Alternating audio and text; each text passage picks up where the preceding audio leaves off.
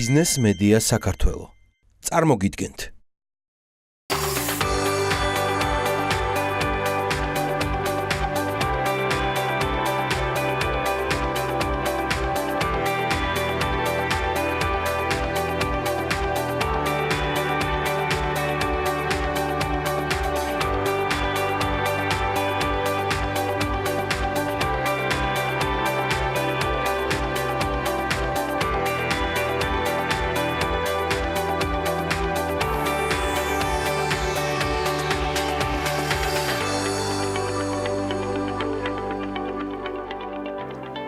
ხეცურიანის კიდევ ერთი გამარჯვება ქართულმა პარა მოფარიკავემ იტალიაში მსოფლიოს ჩემპიონის ტიტული მოიპოვა. ბიორკი ახალი ალბომის პრეზენტაციისთვის ემზადება, მისი შეძენა კრიპტოვალუტითაც იქნება შესაძლებელი. Facebook-ის ხვისის შიშველი ფოტოების გამოქვეყნებას აგრძალავს, სისტემის ტესტირება ავსტრალიაში მიმდინარეობს.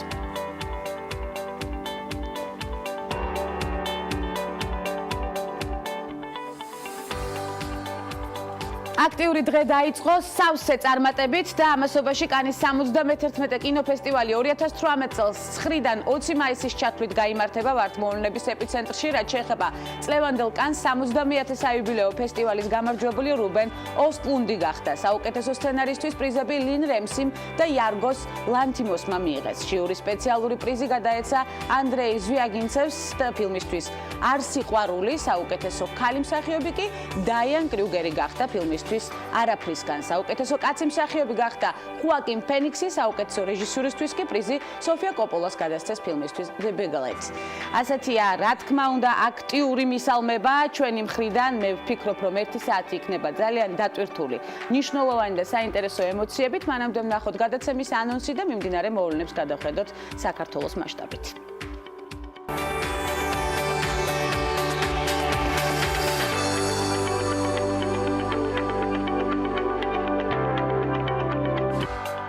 ახალგაზრდა მეცნიერთა პირველი საერთაშორისო სიმპოზიუმი ჰუმანიტარულ მეცნიერებებში ნარატივით. ნინო პოპიაშვილი, ახალგაზრდა მეცნიერთა პირველი საერთაშორისო სიმპოზიუმის თავმჯდომარე და ნათია ფუტკარაძე, თანათავმჯდომარე ხუჩებათის გადაცემაში. სოფლიო ასპარეზზე გასული დიზაინერი და განსაკუთრებული ნიშა მის შემოქმედებაში. ქართველი დიზაინერი ქეთი ჩხიკვაძე ქალების ნარატივის სტუმარია. ხვდებით ერთმანეთს TV პირველის პირდაპირ ეთერში. ეს ქალების ნარატივია გვანცა ლაღიძესთან ერთად.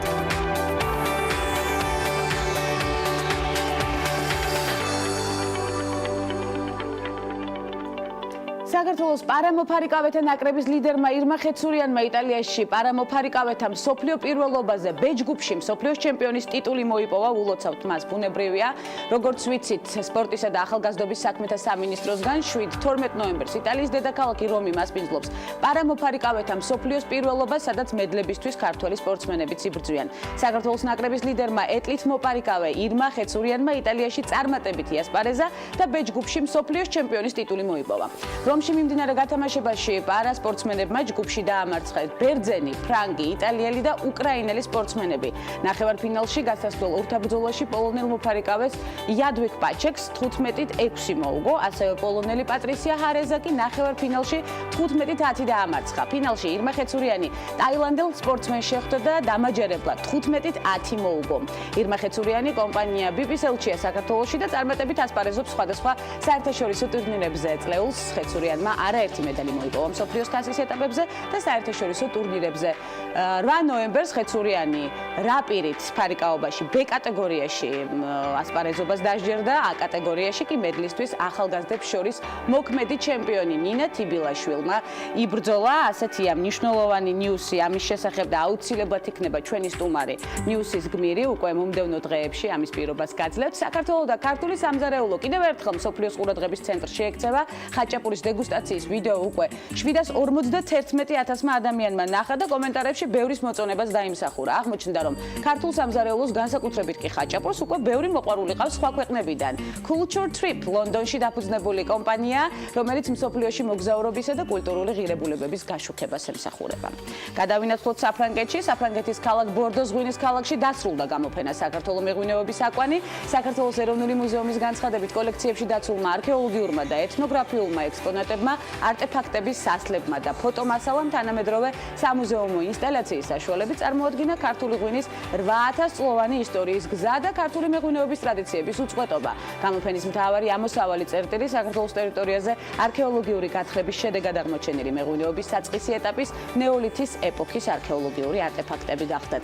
ექსპოზიცია მოეწყო საქართველოს ეროვნული მუზეუმის სპეციალისტთა გუნდმა, რომელსაც უშუალოდ ხელმძღვანელობდა ეროვნული მუზეუმის გენერალური დირექტორი დავით ლორთქიფანიძე. გამოფენა განხორციელდა საქართველოს სოფლის მეურნეობის სამინისტროსა და საფრანგეთში საქართველოს საელჩოს თანაორგანიზებით. გვახარებს ასეთი წინგადადგმული ნაბიჯები ბუნებრივია. რეზო გიგინეიშვილმა ამასობაში მუსიკალური კლიპი გადაიღო რეჟისორ ალექსანდრე მოლოჩნიკოვის სადებიუტო ფილმი მითები რუსეთის ეკრანებზე 16 ნოემბერს გამოვა. პასმატრივ გლაზა ფილმის ერთ-ერთი საუნდტრეკია. სოციალურ ქსელში უკვე გავრცელდა საუნდტრეკზე გადაღებული ვიდეოს ნაწყვეტი. ვიდეოს რეჟისორი რეზო გიგინეიშვილი გახლავთ, ხოლო გადაღებები აბანოებში მიმდინარეობდა. კინოკომედიაში მითები მონაწილეობა მიიღეს პაულინა ანდრეევამ, ფეოდორ ბანდარჩუკმა და სხვა ცნობილმა რუსმა მსახიობებმა. ასეთია მიმდინარე მოვლენები. საქართველოში მიმდინარე მოვლენების შემდეგ უკვე ახალგაზრდა მეცნიერთა პირველი საერთაშორისო სიმპოზიუმი ჰუმანიტარულ მეცნიერებებში ნარატივით იქნება ცოტა ხანში, თუმცა მანამდე მოდა, ნიჭი და საინტერესო საერთაშორისო ასპარეზი ჩვენს მომდევნო სტუმართან ერთად სტუმრების ბლოგში დაველოდოთ.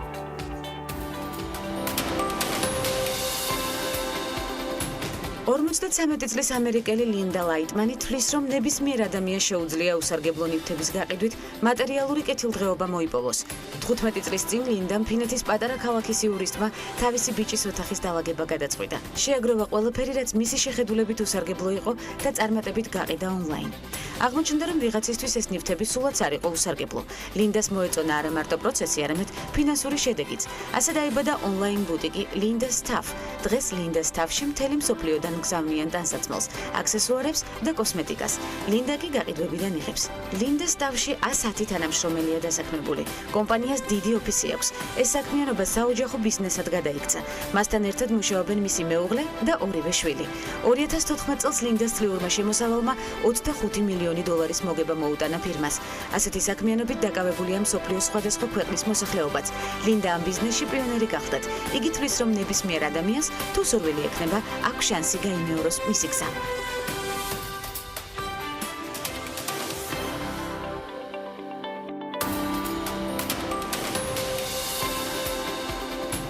ანჯელა არენცი, რომელიც ჟურნალ Forbes-ის გავლენიან ქალთა რეიტინგში საპატიო ადგილს იკავებს, კორპორაცია Apple-ის ვიცე-პრეზიდენტია. მოდის ბიზნესიდან მისულმა არენცმა Apple-ის მენეჯმენტში ბრიტანული ტექნიკის მაღაზიების ქსელი დიქსონსიდან მოსული ჯონ ბროვედი ჩაანაცვლა.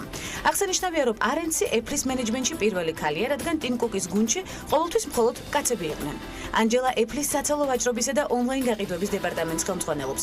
ის უშუალოდ ტიმ კუკს დაექვემდებარა. კორპორაციაში სამუშაოდ ანჯელა არენცი 2014 წლის გაზაფხულზე გადავიდა. მანამდე ეს გავლენიანი ქალბატონი ბრიტანული კომპანია ბარბერის გენერალური დირექტორი გახდათ. ბარბერი ლუქს კლასის ტანისამოს აქსესუარებსა და პარფიუმერიას აწარმოებს.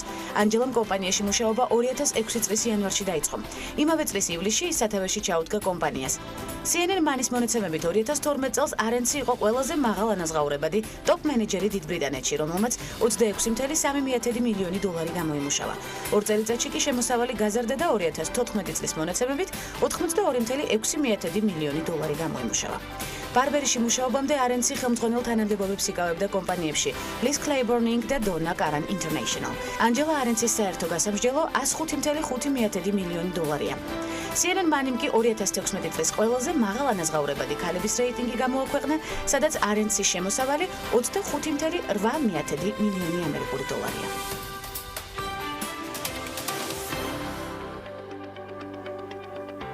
უპირატესობა კლასიკური სტილი, მას არ უყვარს სამოსის გადატვირთვა, უბრალო დეტალების დახმარებით ყველაზე სადა სამოსის ხელოვნების ნიმუშად ქცევის უნარი დიზაინერის ხელწერა გახლავთ, რომლის ამოცნობა ქალების ნარატივის არეალით გველის. ბევრი აქტივობა, გამარჯვება და ბევრ საკითხში ინოვაცია, საერთაშორისო აღიარება ერთი დიზაინერის გარშემო ერთიანდება. დახვეწილი ნარატივი ქართულ დიზაინერთან ქეთი ჩხიკვაძესთან გველის მოგესალმებით. ქეთი, უღრმესი მადლობა მოგზანებისთვის, და ძალიან საინტერესო ისტორია გვაქვს ქალების ნარატივამდე მოსვლის თაობაზე. ეს ისტორია ძალიან მნიშვნელოვანია, მაგრამ თავარია რომ მოხვედით ჩვენამდე, მიდიოდით რადიოში, როგორც ვიცი, წარმატების ფორმულაში ჩემთან, თუმცა აღმოჩნდით ქალების ნარატივში, ხო? მეგონა რომ რადიოში მივიდიოდით, სპორტულად ჩავიცვი, მეთქი მე წავა საქმეებში. როგორც ყოველთვის არაჩვეულებრივად გამოიყურებით, თქვენზე ნებისმიერი სამოსი ლამაზად ჩანს, როგორც იტყვენ და სხვა შორის, თქვენ სტილისტიკაშიც არის ეს ნათქვამი, როგორც მახსოვს, მე არ ვფიქრობ იმაზე, ვინ ჩაიცვამს ამ სამოს, მე ვფიქრობ, რომ სამოსი იყოს თავად დახვეწილი, ხომ ასეა თქვენი სიტყვებია და შემდეგ ვინც მოირგებს, ის იქნება ძალიან ლამაზი ცხადია თქვენს არაჩვეულებრივ დიზაინში. კარგი, დავიწყოთ. მოდის ქართულ ბაზარზე უკვე 15 წელზე მეტია საქმიანობთ. ამ დროის განმავლობაში რა შეიცვალა საქართველოში კეთი? საქართველოში მთელი ისტორიაში რა თქმა უნდა, ძალიან მოთხოვნადი გახდნენ ქართველი დიზაინერები და ეს ყველაფერი დრომაც მოიტანა მსოფლიო ტენდენციებმაც, იმიტომ რომ ამჯერად მსოფლიო ტენდენციებს კერძოდ ქართველი დიზაინერი კარნახობს, რაც ძალიან საამაყოა ჩვენთვის. და fashion week-ებიც ტარდება, ძალიან ბევრი სტუმრები ჩამოდიან, თუ ერთ fashion week-ზე, თუ მეორეზე, ინფორმაცია მთელ მსოფლიოში ფართოდ ვრცელდება. და აი თუნდაც ერთი მაგალითი 10-8 წლის წინ როცა პირველად ჩავდი პარიზის შეურუმში და კითხვა ისმებოდა რა ქვეყანა, დღეს ესეთი კითხვა საერთოდ არ ისმება. ანუ კერძოდ საქართველოს რომელი ქვეყანა ეგეთი კითხვები აღარ ისმება. ანუ ეს თქვენ ერთ-ერთი ნოვატორი იყავით, თუ არ ვწდები, პარიზში, მოდის კვირეულზე, ქართველი დიზაინერის კუთხით, მაშინ გაიცნო სწორედ საქართველოს. კი, ანუ ეს იყო Georgian Fashion Week-ის პერიოდში, აი, როდესაც პირველად ჩატარდა, აი, ჩამოსულები იყვნენ შოურუმის წარმომადგენლები, ანუ მოდის კვირეულის პერიოდში ტარდება შოურუმი, ეს არის ადგილი, სადაც ხდება სხვადასხვა ბაერების ხრიდან შეკვეთა ქართული, ანუ უამრავი ბრენდების და ტანსაცმელის და ეს იყო პირველად, როდესაც წარმოვადგინეთ ქართული ბრენდი პარიზის შოურუმში, ერთ-ერთ ყველაზე ძლიერ და ცნობილ შოურუმში. საიდან დაიწყო საერთოდ თქვენი სიყვარული დიზაინის მიმართ? იცით რა, ბავშვობიდან მეხერხებოდა, ვკერავდი, ვხატავდი, კარგად გამომდიოდა ეს მეც და ჩემს დას ტყუპის ცალი დამყავს, ჩვენ ერთად მუშაობთ. გავხართ ერთმანეთს? არა, არ ვკერავ. და შემდეგ უფრო აი ექიმის და აი ამ პროფესიას შორის გქონდა დედაც ექიმი მყავს და ბებიაც ექიმი მყავდა, მაგრამ დედა ჩემ უფრო მომცა ესეთი мотиваცია, რომ ეს უფრო ხელოვნება და ძალიან კაი სპეციალობა და უფრო ქალის და თუმცა ექიმობაზეც ფიქრობდით? კი, მომწონდა, ძალიან მიყვარდა ბავშვობიდან სულ თამაშობდი ექიმობანას. აი, უფრო აი დედა ჩემის დამსახურებაა, რომ აი ეს პროფესია. დიდი მადლობა დედას მასში პირდაპირ ეთერიდან არაჩვეულებრივი არჩევანი იყო. ყოველთვის მოწონდა და კარგად. ფასების პოლიტიკაზე მინდა ვისაუბროთ. ქეთი ბოლო პერიოდში ქართული დიზაინერის მიერ შექმნილი სამოსი და მეთანხმებით საკმაოდ ძვირი სიამოვნებაა. დაახლოებით ბრენდების ფასს უტოლდება, ცნობილი ბრენდების ფასს. მე თქვენ გეტყვით რამ გამოიწვია ეს ყველაფერი. ჯერ პირველ რიგში ქსოვილების ღირებულებამ, რომელიც მე კერძოდ ახლა ჩემ კომპანია საფრანგეთიდან ჩამოაქვს.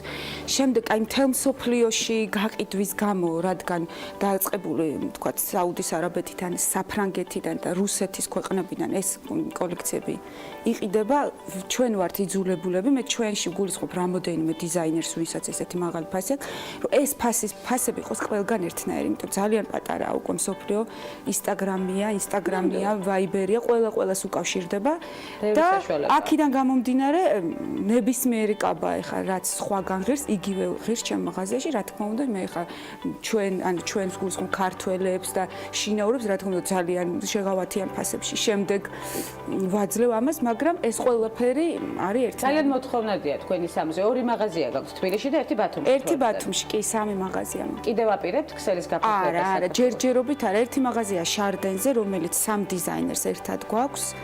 მე, გვანცა ჯანაშიას და თამონა ინგოროყვას და ეს არის ძალიან ისეთი ადგილი, ასე ვთქვათ, უფრო კომფორტული ტურისტებისთვის, იმიტომ უფრო მიგნებადია და ერთად სამივეს ერთად ვთქვათ არჩევენ. ერთი ჩემი მოსაშულზე და ბათუმში. ბათუმში რამდენად მოთხოვნადია თქვენი? ბათუმში უფრო სეზონურია და ცოტა ისე არ მუშაობს. მაგრამ მომგებიანია მაინც და რა თქმა უნდა, კარგ ადგილას, კარგი მაღაზია თან საყვარელ ქალაქში მაინც. ნამდვილად ასეა. ქართული პროდუქციის ექსპორტისთვის სიგელი მიიღეთ ქეთი. არა, იცით როგორ იყო სიგელი, რაღაცა რომელიღაცა ადგილზე მომივიდა რაღაცა სიგელი და დაჯილდოებაზე ვიყავით აპატიჟები, მე გადამავსა როგორც ეხა რადიოში მოვდიოდი და ტელევიზიაში აღმოჩნდი. გადატვირთული სამშეოგრაფიკით. ხო, და აშკარად მე ეს კიდე ამოვიღე სიგელ კიდე გადავხედე რაღაცა და ნუ პრინციპში არც ისეთი ცუდი არ ყოფილა, მაგრამ ნუ არაფერი ისეთი განსაკუთრებული.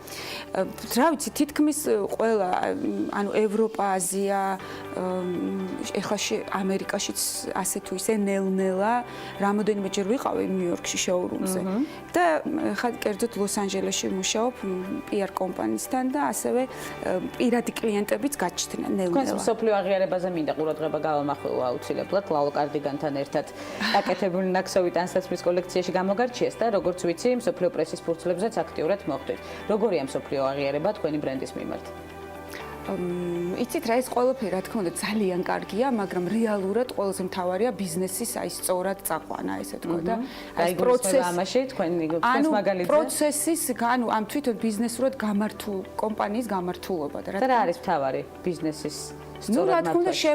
აი სწორად მართვაში ძალიან ბევრი ნიუანსია და ამ ყველაფერზე ჩვენ გვიწევს აი ჩართულობა თავიდან ბოლომდე, მაგრამ ასე თუ ისე ვამართლებ. გუნდური პრინციპით მუშაობთ კეთი? რა თქმა უნდა, ძალიან ბევრი ადამიანი მეხმარება, თუნდაც როგორ გითხრათ, ჩვენების დროს ჩემი კოლეგებიც მეხმარებიან, კერძოდ ახლა ავთანდილი, მისი მენეჯერი ზურა ძალიან დამეხმარნენ, ანუ არის ესეც მიდგომა, მაგრამ ბიზნესურად არის თქვა მომენტები, სადაც თქვა ჩემს მეუღლესაც ვეკითხები, გამოცდილება, ყაზახეთში ამდენი ხანი ცხოვრობდი, ეს ყველაფერი ერთად უკვე ერთად ნის ძალიან დიდ წარმატების ბურთს, რომელიც გაგრძელდება კიდევ მრავალი ამას ერთვის აი ეს აღიარებები, რომელიც ჩვენთვის ძალიან დიდი мотиваციაა. ეხლა კერძოდ საფრანგეთში ერთ-ერთ fashion ჟურნალში იბეჭდება ჩემზე სტატია და ძალიან მიხარია, იმიტომ რომ რა თქმა უნდა ეს ერთ-ერთი აღიარების ეტაპია. სტატიას აუცილებლად გავაშუქებთ ქალების ნარატივის სერიალით, ამაში აბსოლუტურად დარწმუნებული ვარ და ნებისმიერ თქვენი წარმატება, ჩვენი წარმატებაა ცხადია. ჰოლივუდის მსახიობები მოგმართავენ ასევე გარდერობის შესაძლებლად. აი ზუსტად ეგ არის ის თქვა ის ადგილი ლოს-ანჯელესი, სადაც თვითონ უკავშირდებიან და აცმევენ. ჩამონათვალი ვრცელია? რეის ჯილი. ხო, ნუ როგორ გითხრათ, ჯერჯერობით უკეთესი შეიძლება, მაგრამ მუშაობთ ამაზე. კაი, შეიხების სამყაროზე გადავინაცვლოთ მაშინ.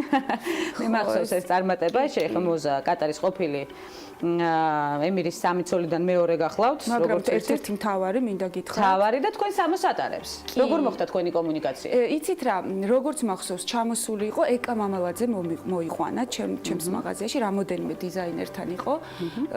თავის დებთან და შვილებთან, დიშვილებთან ბევრი იყვნენ ძალიან ბევრი კაბები შეიძინეს, მაგრამ ეს არ იყო ერთჯერად, იმიტომ რომ კონტაქტზე მყავს კერძოდ მისი და აი ხა თქვა ეხლაც ბოლო სეზონის კოლექციიდან კიდე კაბები შეუკვეთა. კერძოდ ხა მისთვის უკვეთავს თუ შეიხამოზე თვითონ ისმის, ეგ არ ვიცი ნამდვილად, მაგრამ მის ოჯახს უგზავნი რამოდენიმე დარწმუნებული ვარ თვითონაც დიდი სიამოვნებით ირგებს ამაში აბსოლუტურად. არა, რამოდენიმე კაბა მაშინ კერძოდ მან მოიზომა და წაიღო, მაგრამ ახლაც ალბათ ახლა ვიგულისხმე. კეთი, შენს ნამუშევარს აფორმებს სხვადასხვა ნაქარგებით, ძალიან მომეწონა ეს პრინტები. დავათვალიერე თითოეული დეტალი, მარგალიტებით, ასევე თვლებით, ესეც შედის სტილში, მეტალებით, ნატურალური ბეწვით და ტყავით. რა იქნება ახლა მომდევნო ტრენდი, რომელსაც თქვენ შემოგთავაზებთ? ანუ ამ წუთას ამჯერად დავიწყე უკვე ზამთრის კოლექციაზე მუშაობა. ნატურალურ ბეწვს მაქსიმალურად ვცდილობ რომ ცოტა გამოვიყენო, იმიტომ რომ დეტალები, იმიტომ რომ ეს უფრო აღქმადია ჩემ კოლექციაში და ცნობადი ნიუანსებია. შავ, თეთრი, ოქროსფერი, ცოტა ესეთი დისკო თემაც არის, რომელიც ახლა ამ ჩვენებაზე თქონდა გამოყენებული როგორც გარემო, თვითონ შოუს დროს და რა თქმა უნდა პირველ რიგში კომფორტული ტანსაცმელი. რომელი იყო Fashion Week-ი ბოლო, რომელშიც მონაწილეობა? თბილისის Fashion Week-ში იყო, ეხლა ბოლოს 1-2 და აქ იყო წარმოდგენილი ხაზი დისკო თემის. ანუ იცით როგორ იყო? კოლექცია გაზაფხული ზაფხული ძალიან ქალური და ძალიან გლამურული. მაგრამ გარემო თვითონ შოუს დროს შევფუთეთ აი ამ დისკო გარემოში და ძალიან მხიარული და გაამართლა პოზიტიური ენერგია აქვს კოლექციაში. ძალიან და ეხლა ძალიან ტრენდულია, იმიტომ რომ პარიზში რამოდენიმე მაღაზიის ვიტრაჟები, ესე თქვა, უკვე მაგ დისკო ბურთებით არის გაკეთებული. ჩვენ ძალიან გახარებულები ვართ, ვისი იდეაც იყო ჩემ მეგობრის საფრანგეთიდან, რომ დავასწარით ვიღაცებს და ეს თემა გამოვიყენეთ. როგორია მოდური ქალის სილუეტი თქვენთვის?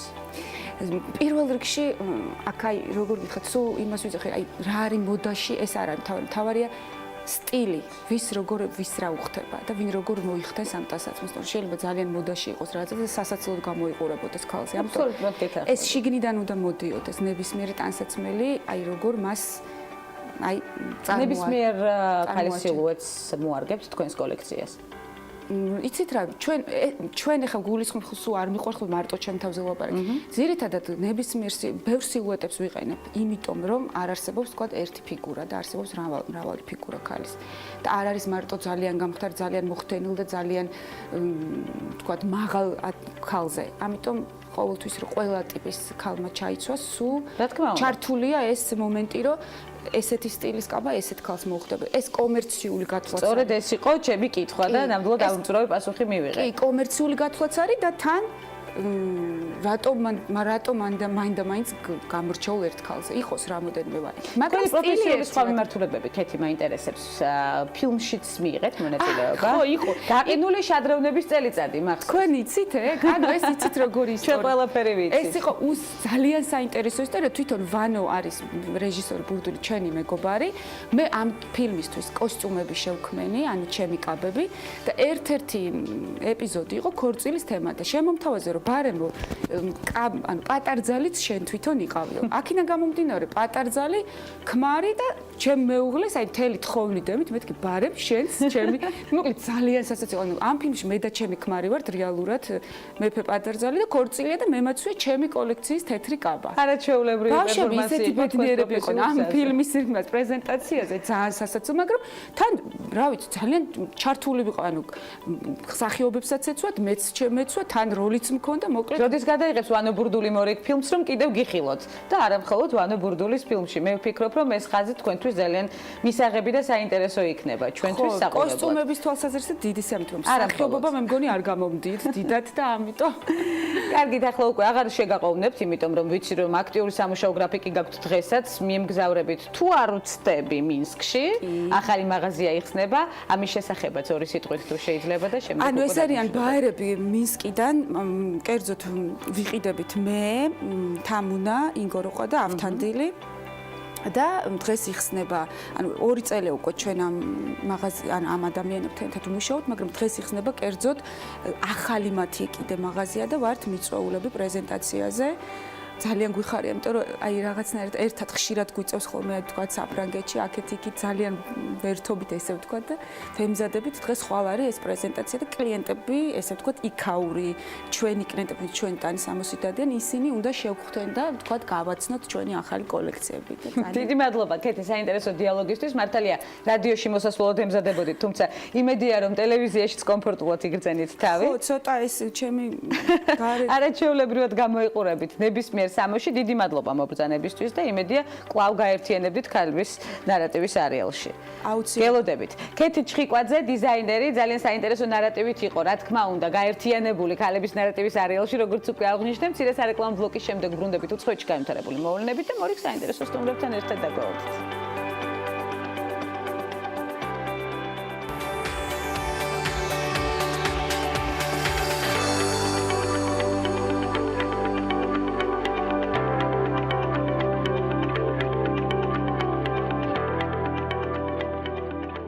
სანამ საერთაშორისო სიმპოზიუმებზე გავამახვილებდეთ ყურადღებას ძალიან მნიშვნელოვან და საინტერესო სტუმრებთან ერთად უცხოეთში განვითარებულ მოვლენებს გადავხედოთ. ბრიტნი სპირსმა ბავშვებისთვის სამედიცინო ცენტრი გახსნა. საავადმყოფო ნევადა შტატში აშენდა და ის იმ პატარებისთვისაა განკუთვნილი, ვინც ონკოლოგიურ დაავადებას ებრძვის. ცენტრის მშენებლობა ბრიტნი მთლიანად დააფინანსა, მადლიერმა პერსონალმა კი დაწესებულებას მისი სახელი დაარქვა. სპირსის განცხადებით, ფულის შეგროვება მან 2014 წელს დაიწყო და 3 წლის განმავლობაში ჩატარებული კონცერტების მეშვეობით $1 მილიონ მეტის მოგროვება შეძლო. ნამდვილად მნიშვნელოვანი ნაბიჯი გადადგა ბრიტნი სპირსმა. ბიორკის ბოლო მეათე ალბომის უტოპიას შეძენა კრიპტოვალუტითაც იქნება შესაძლებელი. ამის შესახებ ინფორმაციას CoinDeck ავრცელებს. შესაბამისი შეთანხმება ბრიტანულ ბლოკჩეინ დამწყებ კომპანია ბლოკპულთანსა და ასევე ისლანდიელ მუსიკოს შორის უკვე გაფორმდა. შეთანხმების თანახმად ალბომი წინასწარ კრიპტოვალუტაში გაიყიდება. კერძოდ, მსურველები ბიორკის უტოპიას შეძენას შეძლებენ ბიტკოინით, ეთერიუმით, აუდიო კოინითა და ასევე დეშკოინით. ტერმინით. სიახლის შესახებ ბიორგმა Twitter-ზეც დაწერა.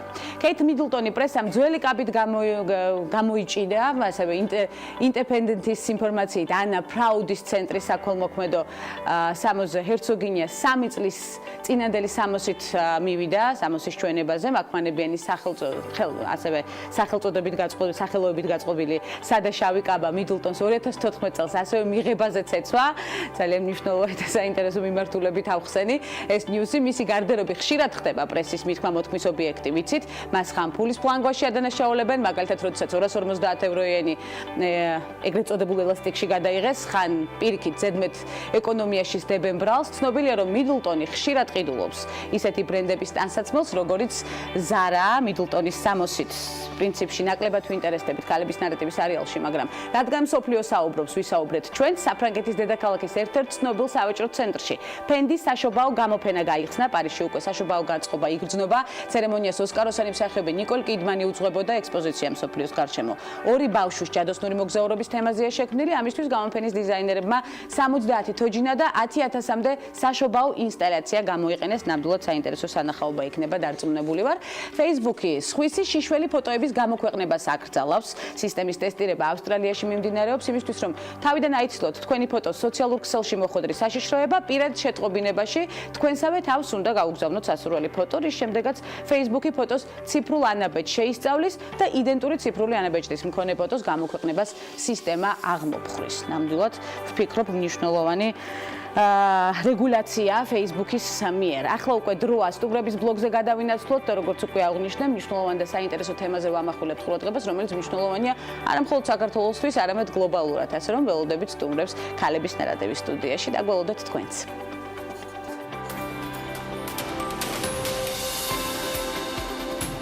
ამერიკის შეერთებული შტატების უსაფრთხოების მდივანი ჯანეტ ნაპოლიტანო Forbes-ის გავლენიანი ქალების სიაში მერვე ადგილზეა. ნაპოლიტანო სიდიდით მესამე დეპარტამენტს ხელმძღვანელობს, რომლის ბიუჯეტიც 48 მილიარდია, ხოლო თანამშრომლების რაოდენობა 240,000.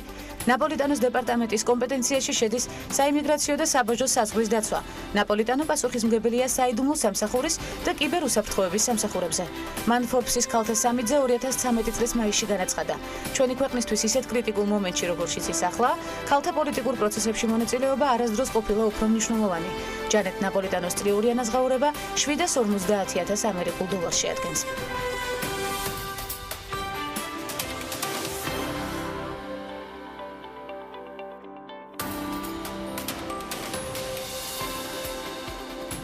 დღეს ის ერთ-ერთ ყველაზე გავლენიან ინდოელ ქალბატონად ითვლება. დაბადებულმა ინდოეთში ტრადიციულ საზოგადოებაში უდიდეს წარმატებას მიაღწია ამერიკულ ბიზნესში და ერთ-ერთი უმსხვილესი კორპორაციის PepsiCo-ს ტოპ მენეჯერი გახდა.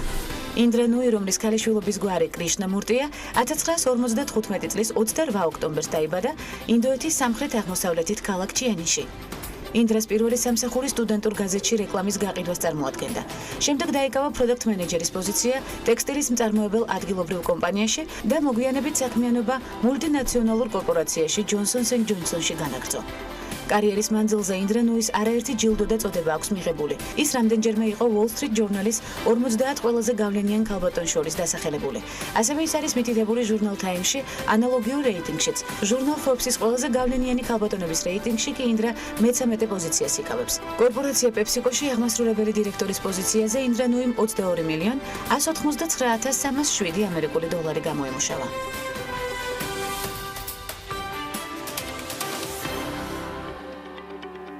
მიზანი ჰუმანიტარული ცოდნის გავრცელება, დოქტორანტებისა და ახალგაზრდა მეცნიერების კვლევების პოპულარიზაცია და ქართველოლოგიური დარგების საერთაშორისო სამეცნიერო დისკურსში ჩართვის ხელშეწყობა. პირველი საერთაშორისო სიმპოზიუმი ჰუმანიტარულ მეცნიერებებში და ნარატივის სტუმრების სტუდიაში. ნინო პოპიაშვილი ახალგაზრდა მეცნიერთა პირველი საერთაშორისო სიმპოზიუმის თავმჯდომარე, ასევე ნათია ფუტკარაძე ახალგაზრდა მეცნიერთა პირველი საერთაშორისო სიმპოზიუმის თანათავმჯდომარე.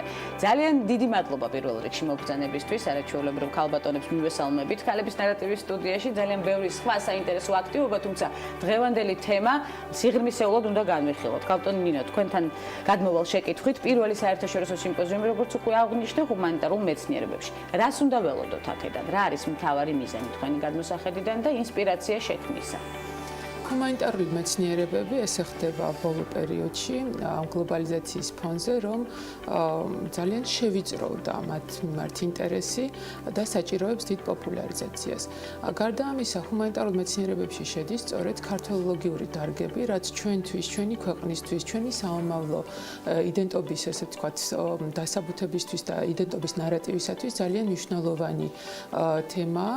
სწორედ ასე იგი ქართული ლიტერატურა, ქართველური ენათმეცნიერება, საქართველოს ისტორია, საქართველოს არქეოლოგია, კავკასიოლოგია, ეს ყველაფერი ჰუმანიტარული მეცნიერების ჭრილში განიხილება და ჩვენი მთავარი мотиваცია, ჩვენი მთავარი ინსპირაცია და შთაგონება იყო, რომ ჰუმანიტარულ მეცნიერებებს ჰქონდეთ დიდი პოპულარიზაცია, რაც შესაძლებელი იქნება და ამისათვის ახალგაზრდა მეცნიერებს, მათ ვინც ეხლა იწყებს სწორედ თავიანთი სამეცნიერო ნაშრომების შექმნას, პოპულარიზაციას, თავიანთ სამეცნიერო ხედვებს აყალიბებს, ხელი შევუწყოთ, გახდეს ეს დარგი უფრო პოპულარული, უფრო თვალსაჩინო, მიექცეს უფრო მეტი ყურადღება და ჩვენი მთავარი მიზანია სწორედ ქართოლოგიური დარგები ჩაერთოს მსოფლიო სამეცნიერო სააზროვნო სივრცეში და ასევე თაობათა დიალოგი. კერძოდ, ახალგაზრდებისა და უკვე ჩამოყალიბებული მეცნიერების შეხედულებების ურთიერთშეთანხმება, შეჯერება, გაცვლა-გამოცვლა. აქედან იბადება მორიგი შანსები ბუნებრივია. რასაკვირველია და ეს არის მთლიანად პლატფორმა ახალგაზრდებისათვის, ახალგაზრდა მეცნიერებისათვის, დოქტორანტებისათვის და მათ, ვინც დაიცვეს დისერტაცია ბოლო რამდენიმე წლის განმავლობაში. ეს სტანდარტი უკვე არსებობს, ამ სტანდარტით მუშაობს ჩვენთან განათლების სამინისტროს შოთა რუსთაველის ეროვნული სამეცნიერო ფონდი და სწორედ აი ფონდის მიერ კრიტერიუმად მიღებული ახალგაზრდა მეცნიერი არის ჩვენი სიმპოზიუმის, ესე ვთქვათ, ამოსავალი წერტილიც. თუმცა ეს არის პირველი საერთაშორისო სიმპოზიუმი ამ დარგში და ყველაზე დიდი პლატფორმა. ანუ ჩვენ ჩაგუტარებია ბევრი საინტერესო ღონისძიება, დარგობრივი ფორუმები, სიმპოზიუმები, კონფერენციები, სხვადასხვა მიმართულებით, თქვა ცალკე ისტორიკოსებისათვის, ცალკე არქეოლოგებისათვის, ცალკე ენათმეცნიერებისათვის და ეს აერთიანებს აი ამ ყველა დარგს ჰუმანიტარულს და პლუს კიდევ ცალკე სესია ეძღვნება ინტერდისციპლინარულ კვლევებს, იმიტომ რომ შეუძლებელია დღეს ჩვენ ვიკვლევთ რომელიმე დარგი მხოლოდ ერთ ვიწრო სპეციფიკაში, ის აუცილებლად კავშირშია სხვა დარგთან. თანამედროვე კვლევები ეს არის და აი ამას ყველაფერს გვინდა. ჯაჭვური პრინციპით მნიშვნელოვანია. სიმპოზიუმში მონაწილეობას იღებს 150-მდე დოქტორანტი და ახალგაზრდა მეცნიერი, როგორც ვიცით, ნათია, რამდენად მნიშვნელოვანია ეს ქვეყნისთვის, ესეთი ჩართულობა და დიდი ინტერესი სიმპოზიუმის მიმართ. უპირველეს ყოვლისა მოგესალმებით, სტუდიაში მოწვევისთვის მადლობას გიხდით. ძალიან საინტერესოა, რომ სამეცნიერო საკითხებით ინტერესდება თქვენი გადაცემა და უთროს უთმობთ ეთერს. ჩვენი დავაზუსტებთ, თუ შეიძლება 150-ზე მეტი მომხსენებელი ყოს არა, და მოკლედ ძალიან საინტერესო თემებით არიან წარმოდგენილი.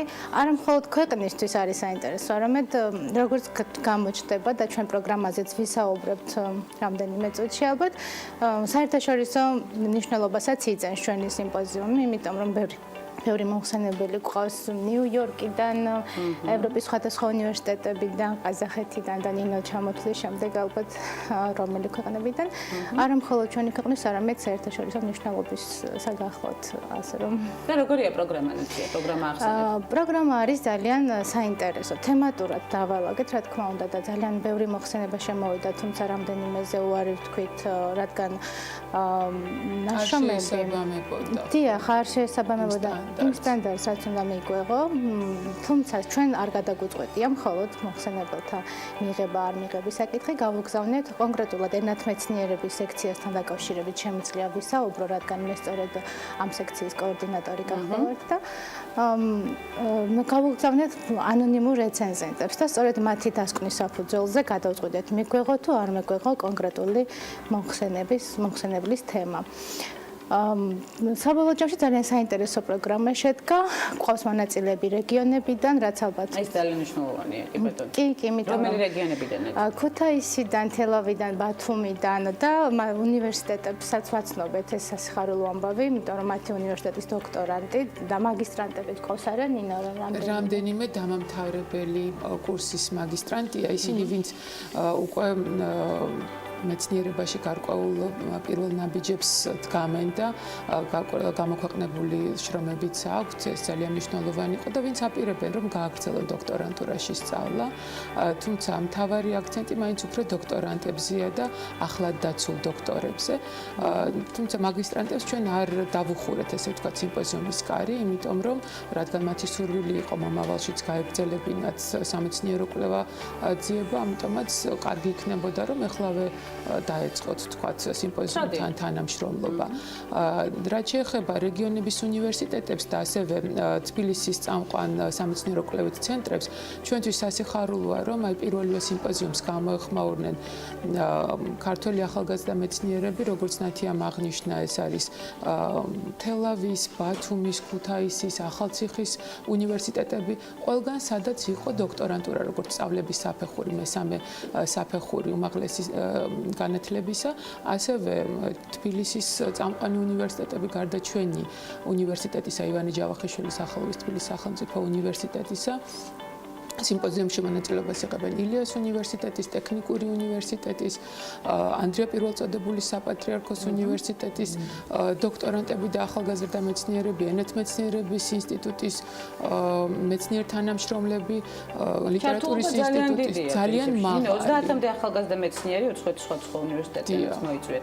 რომელი უნივერსიტეტებიდან არიან? პარიზის სორბონას უნივერსიტეტი, კემბრიჯის უნივერსიტეტი, პოლონეთის, ჩეხეთის უნივერსიტეტები, თქვათ რაც ჩვენთვის ძალიან სასახელო იყო და ძალიან მნიშვნელოვანი იყო.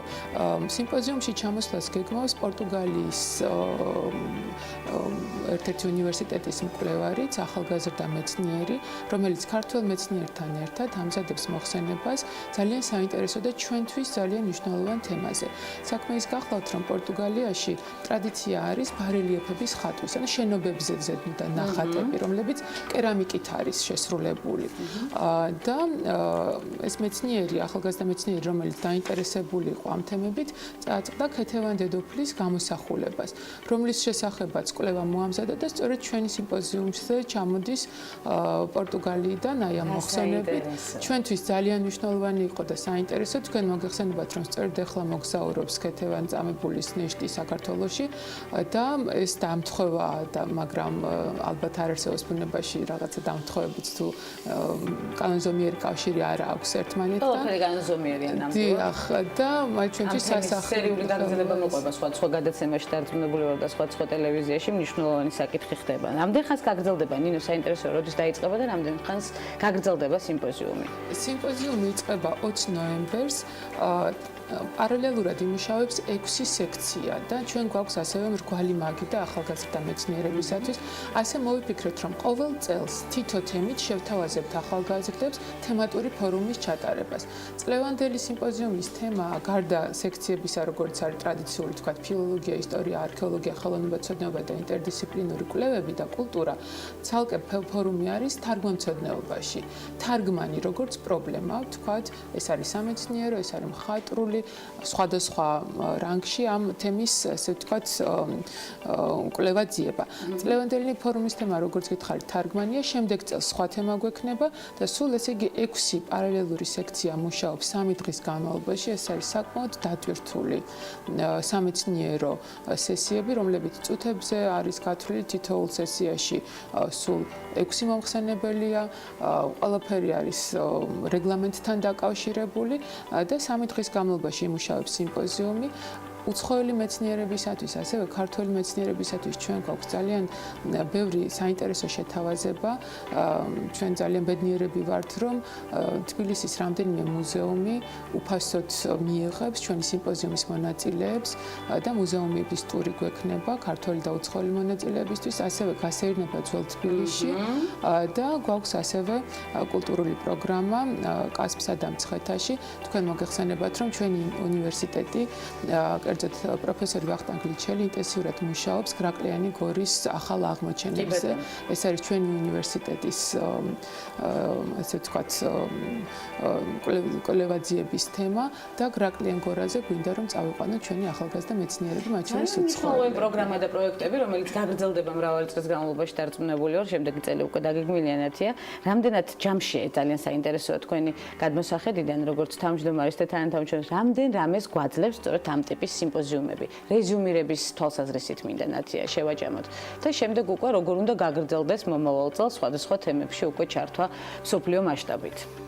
და არ შემეძლია არ აღნიშნავ ჩვენი დეკანატის და ამ კონფერენციის სულის შემდგომი ჰუმანიტარული ფაკულტეტის მიმართულების დეკანის ქალბატონი ანა გაფრინდაშვილის, ასევე ქალბატონი ეკა ნავროზაშვილის, ჩვენი კოორდინატორთა ხელმძღვანელის ღვაწლი და ისინი აღნიშნავენ და ქალბატონი ეკა განსაკუთრებით ხაზგასმით აღნიშნავს, რომ ამ კონფერენციის მომავალი მთლიანად უნდა აკონტროლონ და მართონ ახალგაზრდებმა, ასე ვთქვათ.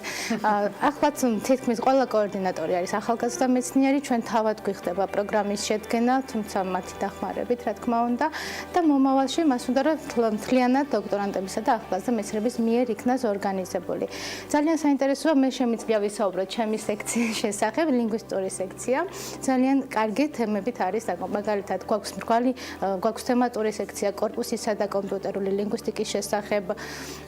ტერმინოლოგია, რომელიც მოგეხსენებათ პრობლემაა დღეს და არაფერი ფაქტობრივად ამ შემთხვევაში ტერმინოლოგია. ეს ცალკე შეშლილი თემაა კიდე, რომელსაც აუცილებლად მიუბრუნდებით ქალებს. კი, და მხოლოდ ასე ვთქვათ, ჩვენ გვეხმარებიან სხვადასხვა ქართული ორგანიზაციები, მათ შორის არნოლდ ჩიკაბაუას ენათმეცნიერების ინსტიტუტის პროფესორ მასწავლებლები, რომლებიც მუდმივად ასე ვთქვათ კონსულტაციას გვიწევენ ამ თემის შერჩევაში, ასე ვთქვათ რეცენზირებაში. გვაქვს კიდევ ლინგვაკულტუროლოგიის სექცია და რაც ჩემთვის ძალზე სასიხარულოა, მთელი სექცია გამოიყო ქართველური ზმნის შესწავლისათვის. გვაქვს ძალიან კარგი მოხსენებებიც ამასთან დაკავშირებით, თუმცა როგორ ჩაივლის ამას უკვე კონფერენციის დასრულების. ეს ყველაფერი გარშემო ტრიალებს სწორედ ამ სიმპოზიუმისა, რომელსაც აღნიშნავდით და რომელზეც ვსაუბრობდით, ჩვენ შედეგებსაც შევაჯამებთ, იმედია. ქალბატონ ნინო თქვენთან ომი ქალის თვალით წიგნის შესახებაც მაქვს ძალიან ბევრი სასაუბრო და სხვა თქვენი არაჩვეულებრივი წიგნების შესახებ გენდერს ეხება და მნიშვნელოვანი თემატიკა განსახილველი, ამას უკვე მომდევნო გადაცემებში აუცილებლად დაუბრუნდებით. უღმესი მადლობა მობრძანებისთვის, წარმატებას გისურვებთ და სიმპოზიუმის შემდეგ ისევ ვიკრიბებით და ვხვდებით შედეგების განსახილველად ერთმანეთს. ნინო პოპიაშვილი და ნათია ფუტკარაძე სტუმრობდნენ გადაცემას ქალების ნარატივი. ჩვენ დროის სიმცირის გამო უნდა შევწყვიტოთ საინტერესო დიალოგი, თუმცა ხვდებით ერთმანეთს ხვალ უკვე ზუსტად 11 საათზე, რა თქმა უნდა, TV პირველის პირდაპირ ეთერში ქალების ნარატივის სერიალში დროებით.